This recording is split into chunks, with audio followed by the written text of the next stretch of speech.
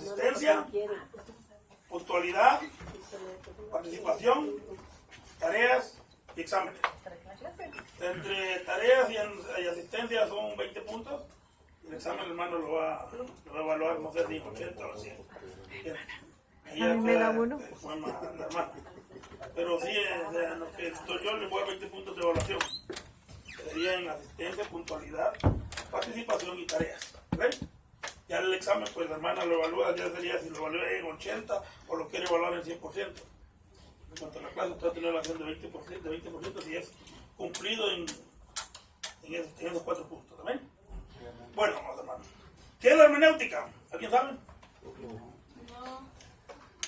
Técnica o método de interpretación de textos.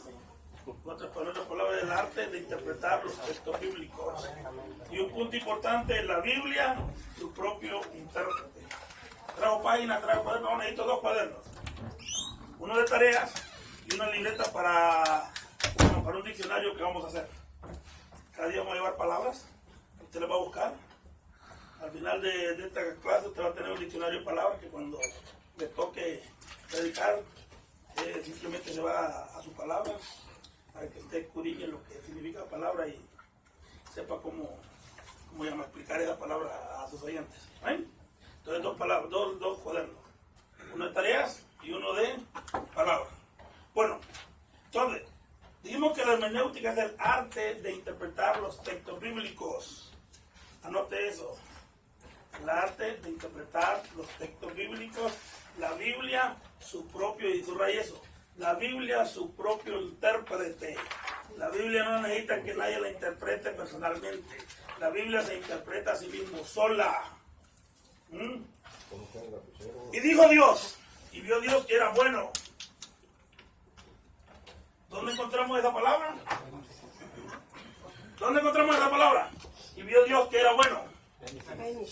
En cada vez que Dios creaba algo, ¿se acuerdan? En los días de la creación, concluía Dios que era, ¿qué? Bueno, ¿sí o no? Ahora, si usted va al segundo día, cuando Dios separa las aguas de las aguas, ¿entiende?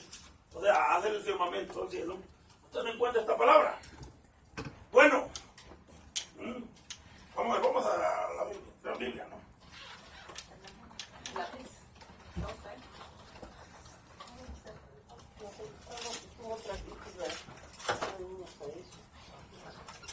Versículo 4, versículo 6.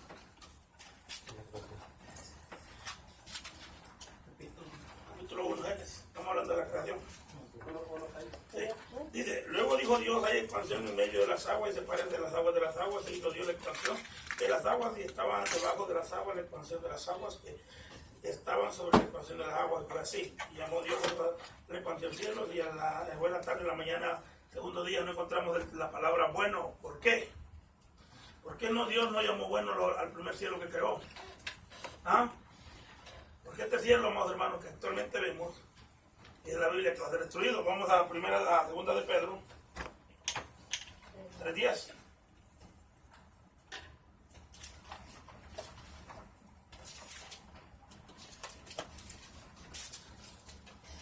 Pero el día del Señor vendrá como ladrón en la noche, en los cuales los cielos, o sea, el primer cielo que creó Dios, los cielos pasarán como estruendo y los elementos ardientes serán deshechos y la tierra y sus obras en ella hay se quemarán. Más adelante, hermano.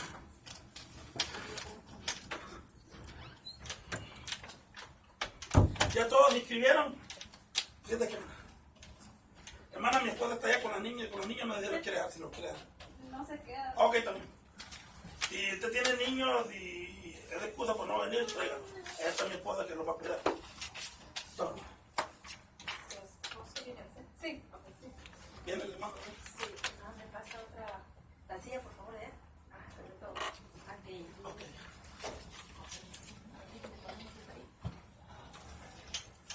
Bueno. Entonces, ¿por qué Dios no llamó buenos a los primeros cielos? Porque Dios sabía de antemano lo que el hombre iba a hacer, iba a caer, y los cuales los primeros cielos que Dios formó iban a ser destruidos, según lo que nos llaman, lo que nos dice aquí, segunda de Pedro 3:10. ¿Alguien lo lee? trabajando. ¿Cierto? Segundo de Pedro 3:10. Sí, primero que- 3:10, de una misma boca proceda. No, segunda de Pedro 3:10, hermano. Ahí está leyendo Santiago.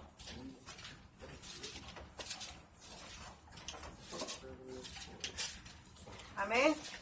Lo leo. Ya, hermana. Dice, pero el día del Señor vendrá como ladrón en la noche, en el cual los cielos pasarán con grande estruendo, y los extremos ardiendo serán deshechos, y la tierra y las obras que en ella hay serán quemadas. Amén. Porque dice, escribe y vi nuevos cielos y nueva tierra, porque la primera tierra y los primeros cielos pasaron. Entonces, Dios nos llama bueno en los primeros cielos. Todo lo que Dios creó fue bueno. O sea, cumplía con el propósito por el cual Dios los había creado. Eso significa la palabra bueno, cumplir el propósito.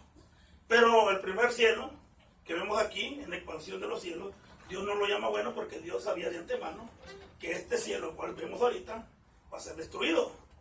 ¿Entiendes? Entonces, es una manera de cómo interpretar la palabra de Dios. O sea, esto es lo que vamos a ver en cuanto a la hermenéutica. Esto es lo que significa. La Biblia es su propio intérprete. No necesitamos sacar nada fuera de la Biblia para poder interpretar la Biblia. La Biblia ella sola se interpreta a sí misma. ¿Entendemos este punto? Y esto es bien importante a usted que es predicador de la palabra, porque todo lo que usted tiene que hablar tiene que estar dentro de la palabra de Dios. No se tiene que salir de la palabra de Dios. No es que me viene un pensamiento y aunque no esté en la palabra, pues como suena bonito, pues yo lo digo. O no es que tuve un sueño y Dios me reveló esto y aunque no esté en la palabra, pues no, como Dios me lo reveló, no es así. Todo lo que hablamos tiene que estar en la Biblia y tiene que concordar con la Biblia. ¿Cuántos libros tiene la Biblia? 66. Y los 66 libros concuerdan uno con otro, nunca se contradicen. Aunque parece partes que se contradijeran, pero no es que se contradigan.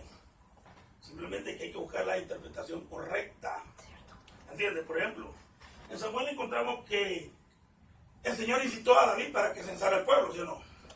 Cuando estaba en 2 Samuel, usted encontramos que Jehová ve que Satanás incitó a David para censar al pueblo. O sea, parece que haya una controversia, ¿no? Pero no hay ninguna controversia cuando sabemos que el soberano es el Señor y Satanás simplemente es un mandadero. O sea, lo que Dios ya estableció, Satanás lo hace. Entonces, fue como llamas el Señor a través de Satanás que incitó a David para censar al pueblo. ¿Entiendes? Esta es parte de la hermenéutica.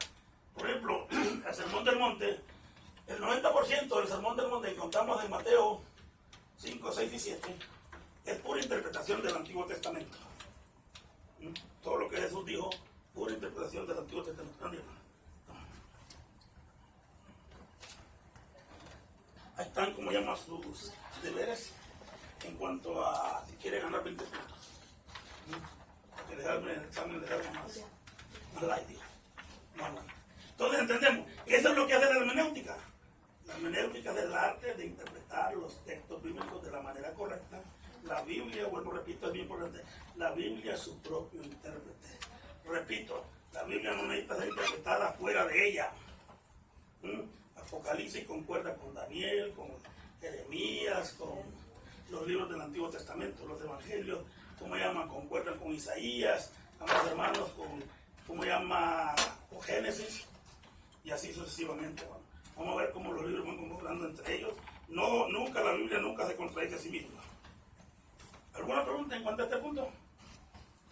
Quedó todo bien detallado. Entonces, ¿qué es la hermenéutica? Hermano Gonzalo. ¿Qué es la hermenéutica? Es la interpretación correcta de la palabra de Dios. En otras palabras, la Biblia, y eso es lo que tienen que aprender, hermano, que la Biblia es su propio intérprete. Eso es lo primero que tienen que ver. La Biblia, eso es lo que importa, que la Biblia es su propio intérprete. ¿Entiendes? No simplemente el arte de interpretar, sino que la Biblia, porque usted puede interpretar cosas fuera de la Biblia, ¿entiendes? Pero la Biblia se interpreta a sí mismo sola. Ahora, vamos a la página 9.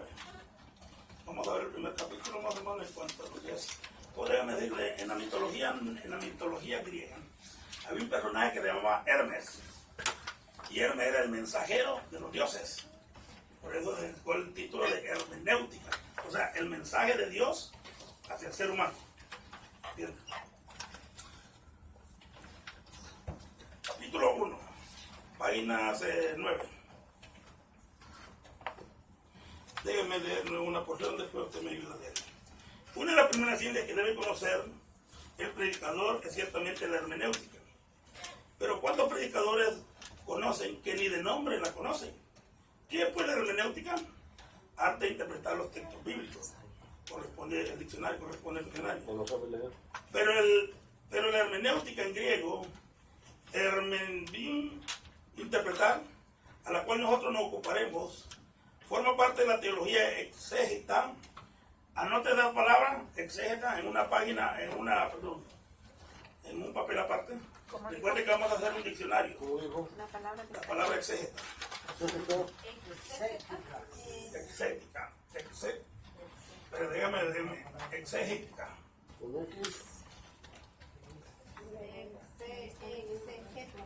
Exegética. Anótelo, ¿no? Anótelo en un... Recuerde, necesitamos 2 cuadernos. Uno de tarea y uno de apuntes de palabras. Para cuando usted salga, va a tener un diccionario. Bueno, usted anota la palabra, busca su significado. Las palabras que corresponden a la Biblia las va a buscar en un diccionario bíblico. Las palabras que son fuera de la Biblia, pues las busca en un diccionario que no es bíblico. ¿Ven? Bueno, entonces dice la teología, etc. O sea, que trata de la recta inteligencia e interpretación de las escrituras. Oiga bien, la recta, inteligente interpretación de las escrituras. La palabra de Dios no se interpreta según yo, se interpreta según lo que la Biblia nos enseña. ¿Entiende este punto? Eso es esencial, amados hermanos. ¿Entiende? Bueno, punto 2. Pedro, asimismo admite, hablando de estas escrituras, que entre las del Nuevo Testamento hay algunas difíciles de entender, las cuales los indoctos e inconstantes tuercen, como también las otras escrituras, hablando del Antiguo Testamento, para perdición de sí mismo y para mayor desgracia y calamidad. Cuando estos indoctos en los conocimientos hermenéuticos se presentan como doctos, torciendo la escritura para probar sus errores, arrastran consigo multitud a la perdición. Y ese es el peligro, hermanos, de no saber interpretar la Biblia. Que sus oyentes se vayan a la perdición. Miren, hermanos, el propósito, amados hermanos, de tener una iglesia no es preocuparnos por tenerla llena. No, el propósito es que los 3, 4 miembros que usted tenga vayan en la dirección correcta. Porque si tienen una iglesia llena y si los encamina por mal camino, todos van a la perdición, ¿sí o no? Lastimosamente no a todos les gusta lo recto. Por eso multitudes prefieren el error. Y vemos iglesias llenas, mega iglesias llenas. Pero cuando usted escudriña su doctrina, es una doctrina errada. Que simplemente, los hace tener, la conciencia apaciguada. Pero el alma, que es la que tienen que limpiar, hermanos, está sucia todavía. Pero cuando usted predica la verdad, conforme a lo que Dios nos demanda, usted hace de ellos una conciencia limpia. Por eso dice el Salmo 19, en su verso 7, que la ley de Jehová es perfecta, que convierte el alma. Y eso es lo que tiene que hacer todo predicador de la palabra de Dios. Que sus oyentes se conviertan, pero se conviertan a Cristo, no a usted. Amén, a Cristo. Bueno, entonces dice como llama aquí el segundo punto, que muchos indoctos e inconstantes tuercen la escritura para perdición de ellos. Ahora, ¿quién me puede decir de una doctrina que está torcida? Que actualmente usted la puede escuchar. La doctrina de la prosperidad. Ajá. ¿Por qué? Porque la prosperidad está enfocada en lo terrenal. Recuerden, hermano, Dios le dio a la iglesia promesas celestiales. Él le dijo, buscad primeramente el reino de Dios y su justicia, y las demás cosas serán añadidas. Haced tesoros en el cielo. Nuestra ciudadanía está en los cielos, de donde también Padre hermano, esperamos a nuestro Salvador. Hermano, aquí nacimos. Hermano, aquí nacimos. Vas a ser presidente.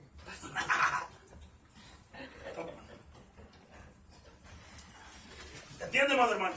Entonces, cuando una doctrina está enfocada en lo terrenal, ya va torcida. Porque somos seres celestiales, que nos dirigimos a la patria celestial, que nos dirigimos, amor hermano, hacia un lugar donde no hay polilla, donde no se corrompe nada, donde no hay ladrones y donde nada se destruye. ¿Entiendes? Entonces, la doctrina de propiedad tiene ese error, que ellos se enfocan en las cosas terrenales, en la prosperidad terrenal. Pero ¿qué de sus vidas espirituales? Cuando abrimos el libro de Apocalipsis, y en la sexta iglesia de Apocalipsis encontramos una iglesia materialista, la iglesia de la Odisea. El Señor la reprende y le dice: tú dices ser rica. Yo te digo, tú eres un desventurado, mentiroso, ves más ciego, desnudo. Amados hermanos, ¿por qué? Porque ellos tenían abundancia de cosas materiales.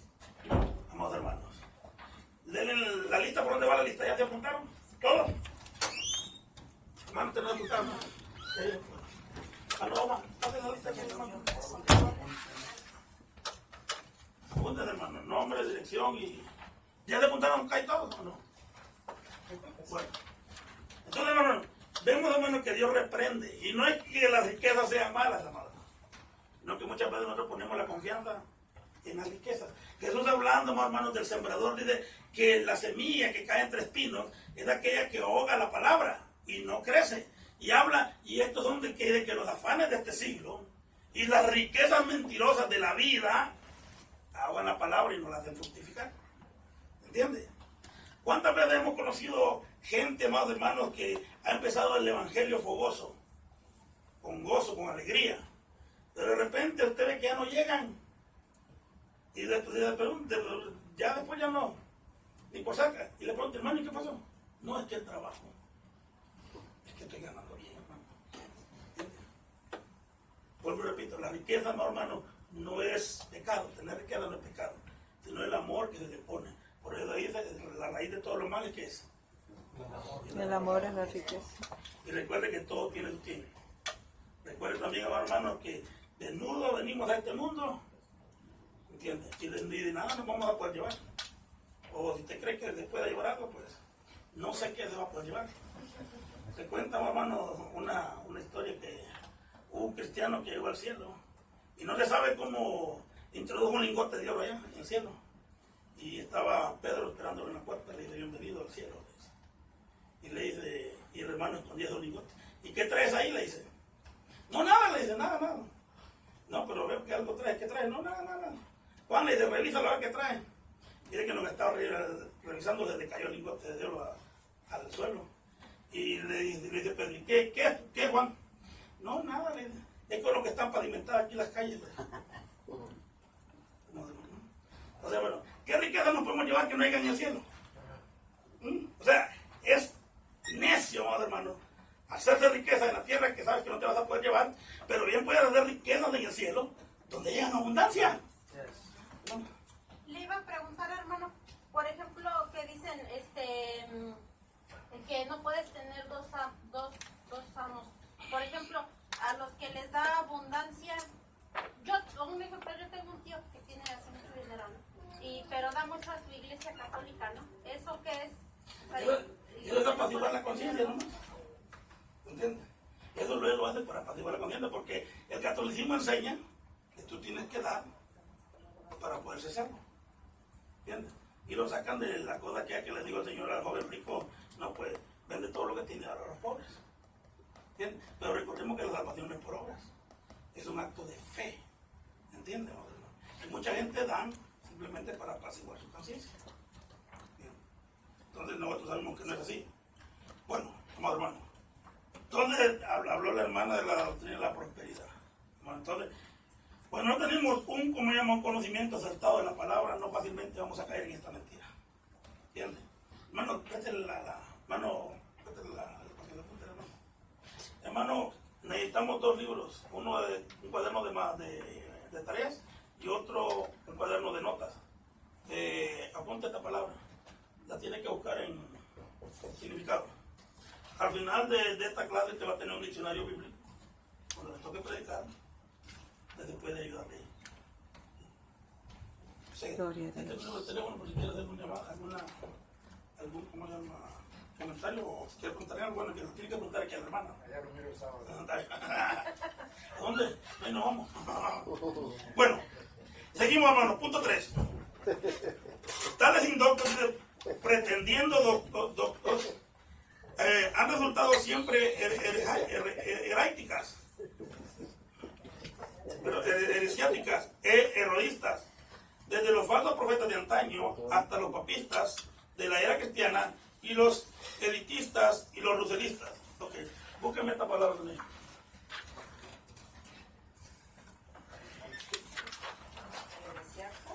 No, es la que sabe que es una herejía. Elitistas.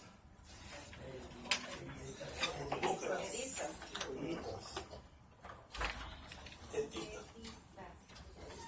Anótela y la busca. De hoy dice, cualquier predicador que ignore esta importancia ciencia se verá muchas veces perplejo y caerá fácilmente en el error de Balaam y en la contradicción de Coré. El arma principal del soldado de Cristo es la Escritura, y si desconoce su valor e ignora su legitimidad uso, ¿qué soldado será? ¿Cuál fue el error de Balaam? Yo le hablaba a Balaam, ¿no? Yo soy un profeta que conocía pero Balaam era un profeta que conocía a Dios. Pero la codicia, como lo vemos actualmente en muchos pastores, que ellos no están por lo que ellos les puedan dar al Evangelio, sino por lo que el Evangelio les pueda dar a ellos. ¿Entiendes? La codicia hizo que Balaam quisiera el premio humano antes del premio divino. Ese profeta no era de Guatemala. Ya, creo que no, porque no digo vos. Ahora, la contradicción de Coré. ¿Cuál fue el error de Coré? Bueno, Coré era un levita y era pariente de Moisés. Pero, hermano, era un rebelde a la voz de Moisés. Él no quería someterse, hermanos, a lo que Dios, Moisés decía. Y él decía, no, pues Dios habla por todos, como muchos, ¿no? Dentro de la iglesia. No queremos someternos, hermano, a la autoridad del pastor. Porque muchas veces, no, pues yo sé más que el pastor. Y no es así, hermano. Aquí no es de saber. Miren, hermano, para llegar a tener autoridad, necesitamos estar bajo la autoridad. Una de las maneras como Dios nos enseña a tener autoridad es que primero Él nos pone en sumisión debajo de la autoridad. ¿Entiendes? Por eso Jesús fue sumiso hasta su muerte. Y como premio es de que se le dio un nombre que es sobre todo nombre. Y eso es lo que tenemos que aprender nosotros, hermanos. Nosotros queremos tener autoridad sobre otros. Primero, estemos bajo la autoridad que Dios ya estableció en nosotros. ¿Entiendes? Puede que usted sepa más que el pastor. Pero eso no quiere decir, hermano, que usted sea más que el pastor. Usted tiene que respetar la autoridad que Dios ha delegado en su iglesia. Mejor sea de ayuda, sea de ayuda al pastor. Bueno, está todo, va. Cuéntale, hermana. 5, 10, 15, 17, solo hay 14. ¿Quiénes no se apuntaron?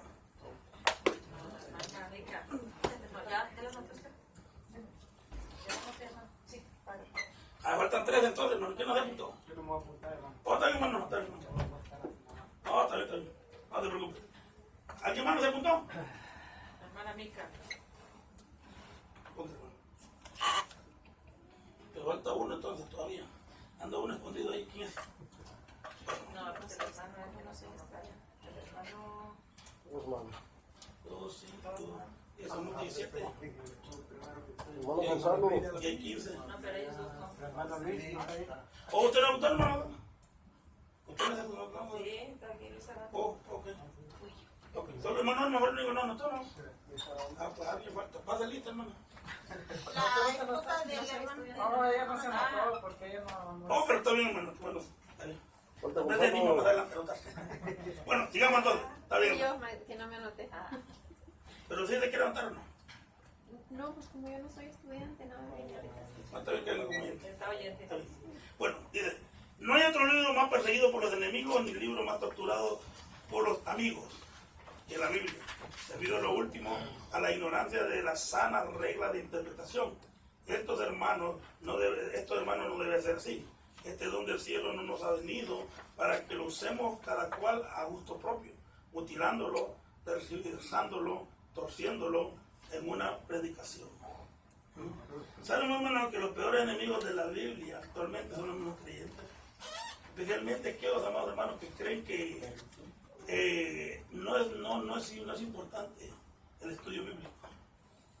Desde antaño, amados hermanos, en el pueblo de Israel había escuelas de profetas, donde se les enseñaban los principios de cómo tener comunión con Dios. No, y los niños, por eso los discípulos nombraban maestros en la Jesús, porque ellos eran estudiantes. Exactamente, Estaban aprendiendo. exactamente. Y eso es lo que Jesús quiere que nosotros hagamos, ¿no? ¿Cuál es la gran comisión de Mateo 28 y 19? Por tanto, ir y hacer discípulos. Lastimosamente, en muchas iglesias, en vez de ser discípulos, hacen adictos. Y no son adictos a Cristo, son adictos al pastor. O sea, me tienen que seguir a mí, lo que yo diga se tiene que hacer. Aunque el pastor esté torcido y lo que él diga está fuera de la Biblia, usted lo tiene que hacer porque lo he dicho yo. No es así, amor. Por eso es que en muchas ocasiones también se van a los extremos en la sujeción del pastor y también está mal. Exactamente. Exactamente. No lo está contradiciendo ahorita. O sea, nosotros honramos a los que honran a Dios. Así es. ¿Entiendes? Sí, tiene que ser. Porque ese es el Sí, principio. porque a veces nos sujetamos a pastores que no están honrando a los Dios. lineamientos de Dios. No están ejerciendo verdaderamente su pastorado. O sea, son pastores de nombre, pero en sí su función como pastor no lo están ejerciendo. Lastimosamente a ellos se les ha olvidado o ignoran que la Biblia establece hay de aquellos pastores que hacen el trabajo negligentemente. Pero por eso sucede esto, precisamente porque no sabemos, porque no hemos... Exactamente, y por eso es bonito que aprendamos, porque todos estamos aquí para aprender. Bueno, entonces, sea usted... Yo aprendí de usted el sábado que se sentó y dijo ahí. Que también pueden predicar sentados. No, no diga lo que dijo. Entonces, hermano, nosotros tenemos que, miren, hermano, si con algo tenemos que ser celosos, más que con la mujer, más que con el esposo, más que con el carro, más que con los hijos, es con la palabra de Dios. ¿Usted sabe cuántos miles de hombres han muerto por esto? Para que nosotros lo tengamos hasta nuestros días, ¿no? Pero muchas veces, hermano, somos más celosos con el concilio, somos más celosos con el pastor. Y dejamos, hermano, que la palabra de Dios sea blasfemada y nosotros no decimos nada. Usted lo ha dicho todo. ¿Entiendes? Pero hermano, tiene que haber un celo vivo en nuestra vida por la palabra de Dios. ¿Se acuerda que Jesús una vez se enojó? ¿Y por qué se enojó? ¿Se acuerda que en el templo? ¿Ah? Estaba llena de palomas. Bueno, en el templo que era para que el pueblo llegara a escuchar palabra de Dios, ya no era un Que era templo, casa de sino que oración, ¿no? Para... era un mercado. Sí, estaban ahí. ¿Entiende, más hermano? Entonces, usted tiene que ser celoso. Si usted tiene conocimiento de la verdad y escucha que alguien está hablando la verdad, hermano, no es que lo va a callar, pero por lo menos cuando se vaya del púlpito, tómelo aparte, dígale. ¿Entiende, hermano? Mira esto. O sea, no estamos hablando que al 100% conocemos la verdad, pero hay doctrinas elementales, hermano, que sí tenemos que pelear. Por ejemplo, mire, si a usted le dicen, hermano, usted tiene que venir con corbata, ¿entiende? O sea, ¿qué? ¿Ese es un mandamiento de Dios o un mandamiento de hombre? De hombre. De hombre. De hombre, ¿entiende? Ahora, el hecho de que usted venga o no venga con corbata no le quita ni le da salvación. Ahora, si usted le dice al pastor, mire hermano, para que usted sea salvo, necesita diezmar, no simplemente creer. Ahí es una herejía, porque la salvación es algo que es un regalo de Dios y viene por fe. Ya si le ponemos, amados hermanos, que tiene que diezmar para ser salvo, ya estamos añadiendo algo que no está dentro Cierto. de como el plan divino para ser salvo. Cierto. ¿Entiendes? Bueno, no por eso no dejes de diezmar. Porque el diezmo es bendición para nosotros. Amén. El que diezma está bendecido de parte de Dios. Pues viendo a la hermana dijo que... A mí me enseñaron... Eso. Bueno, Pero es que dice para salvación. Sí, para si no salvación. diezman, usted tiene problemas. Es parte de la bendición de Dios. Sí, porque mire, hermano, muchas veces lo que no le damos a Dios se lo damos al diablo. Sí, sí, es verdad. ¿Entiendes? Bueno, sigamos, punto 5. Acordemos de las primeras variadísimas circunstancias que concurren en la producción del maravilloso libro. Requiere que el expositor del estudio sea detenido y siempre conforme a ciencia, conforme a los principios de hermenéutica. Ciencia significa conocimiento correcto de lo que se está leyendo. ¿Amén? Punto A. Bueno, vamos a ir, amados hermanos, al ¿qué punto? Entre los escritores, los santos hombres de Dios, por ejemplo, hablaron siendo inspirados. Ahora, anote estas palabras en tu diccionario. Inspiración,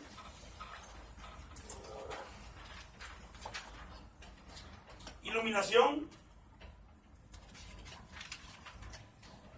iluminación y revelación. Son tres términos diferentes, cada una tiene una función. No es lo mismo inspiración que iluminación, tampoco es lo mismo revelación que iluminación. ¿Lo tenemos? Amén. Sí. Una vez somos iluminados. Bueno, no le voy a decir lo que significa, porque luego corté. Bueno, cuando vamos a decirle, entre sus lectores, los santos hombres de Dios, por ejemplo, hablaron siendo inspirados por el Espíritu Santo. Hallamos personas de tan varias categorías de educación como los sacerdotes, como Esdras, poetas como Salomón, profetas como Isaías, guerreros como David, pastores como Amós, como Daniel, sabios como Moisés y Pablo, pescadores, hombres sin letra. Cuando dice hombres sin letras, amados hermanos, no quiere decir que eran ignorantes de las escrituras. Recuerde que por ley al pueblo de Israel se le instruyó que desde niño se tenía que instruir a sus hijos en el caminar del Señor. Es más, dice que, hermano, al acostarse y al levantarse tenían que recitar la palabra de Dios. Al andar en el camino tenían que ir recitando la palabra de Dios. ¿Entiendes? Dice que en los postes de su casa tenía que tener la palabra de Dios. Amados hermanos. ¿Entiendes? ¿Por qué? Porque la palabra de Dios es la luz, hermano, que guía nuestro camino. Amén. ¿A poco no decía el Salmo 119, verso 9? Porque libera el hombre del joven su camino. Y el 105, ¿cómo dice? Lámpara es a mis pies. Su palabra. Palabra, amados hermanos. Entonces, amados hermanos, es importante entender este punto. Bueno, vamos al punto B. En cuanto al tiempo, vivía Moisés 400 años antes del sitio de Troya, 300 años de aparecer las más antiguas sabios de Grecia y de Asia, tales como Pitágoras y Confucio. Vivía Juan, el último escritor de la Biblia, 1500 años antes de Moisés. O sea, hablando, amados hermanos, que la Biblia fue escrita en diferentes épocas, pero todo concuerda. ¿Entienden? Amados hermanos. O sea, el hecho que Moisés escribió en su tiempo y después aparezca el apóstol Juan ya unos 2000 años después, no quiere decir que ellos escribieron algo diferente. No, escribieron lo mismo. ¿Por qué? Porque estaban siendo inspirados por Dios. Estaban siendo guiados por el Espíritu Santo.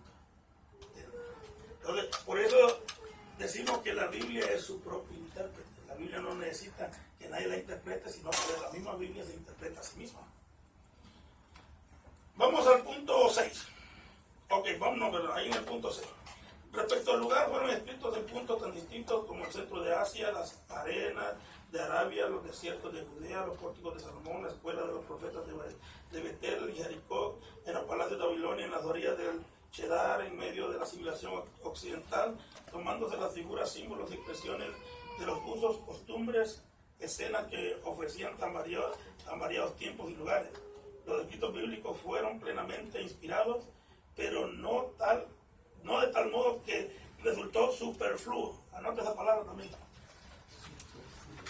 Superfluo. Como la gripa. Más o menos. Pero esta más dañina. ¿Entiendes? Esta palabra, hermano, no lo va a buscar en el diccionario bíblico. No la va a encontrar. Palabra que usted no va a encontrar en un diccionario secular. Y ya no hay diccionario, no hay teléfono, dice, búscame el significado de superfluo y le va a salir. ¿Entiendes? Ahora, hay palabras bíblicas que sí las tiene que buscar. Vamos al punto 6. ¿Y por qué tú, hermano? ¿Ah? La calor. Está bien, guayado. ¿Cómo te crees que? Ah, ¿Cuál es la información que tengo? ¿Crees que te produce? hermana, hay un abanico en la sala, ¿quiere que lo traiga? No, está bien así. Está bien así. No, pero recuerden que yo vengo allá del norte y por eso es que ya estaba más frío, porque necesitaba instalación. Aquí lo tengo que dejar bien. Bueno, una breve observación general respecto a dicho lenguaje. ¿Acaso nos hará más patente todavía la suma necesaria de conocimiento de reglas de sana interpretación para el estudio provechoso de la Escritura. Ciertos doctos, por ejemplo, que han vivido siempre incomunicados respecto al lenguaje bíblico, encuentran tal lenguaje chocante e incompatible con su imaginario ideal de revelación divina. Todo por la superabundancia del género de palabras y expresiones figuradas y símbolos. Y esto es lo que enseña la hermenéutica. Más adelante vamos a estar viendo figuras retóricas, que son símbolos además de expresión del tiempo en que se escribió la Biblia. Por ejemplo, dice, y los árboles darán palmadas de alegría. ¿Alguna vez usted ha visto un árbol dar palmadas? Es una figura, es un símbolo. Eso significa, amados hermanos, que las personas, porque los árboles representan a las personas, darán palmadas de alegría. ¿Entiendes? Y así vamos a ver, amados hermanos, muchos símbolos. ¿Entiendes? Cuando el Señor dijo, es más fácil que entrara, como se llama, un camello por el ojo de la aguja que un rico, está hablando de una figura que la vamos a estar viendo aquí, ¿entiendes? Por ejemplo, encontramos en el libro de Lucas que dice que se hizo un censo a nivel mundial, pero al mundo no se había descubierto ni América. Entonces, ¿por qué dice que en todo el mundo? Es otra figura que más adelante vamos a ver. Y vamos a ir viendo cosas, amados hermanos, que es necesario que nosotros entendamos para que tengamos una correcta interpretación de la palabra de Dios. Ok. ¿Por dónde vamos? Punto 7. Un científico de fama solía instruir en sus colaboradores científicos en el carácter encarnando lo invisible, porque decía, tan solo de este modo podemos concebir la existencia de lo invisible obrando sobre lo invisible. O sea, lo que él quería, que de lo invisible, él quería hacer, digamos, quería hacer esto visible. O sea, tú tenías el pensamiento de que tenías una Coca-Cola ahí, y lo pensabas y ya se materializaba. Pero eso es algo que el ser humano jamás va a poder ser. El ser humano puede hacer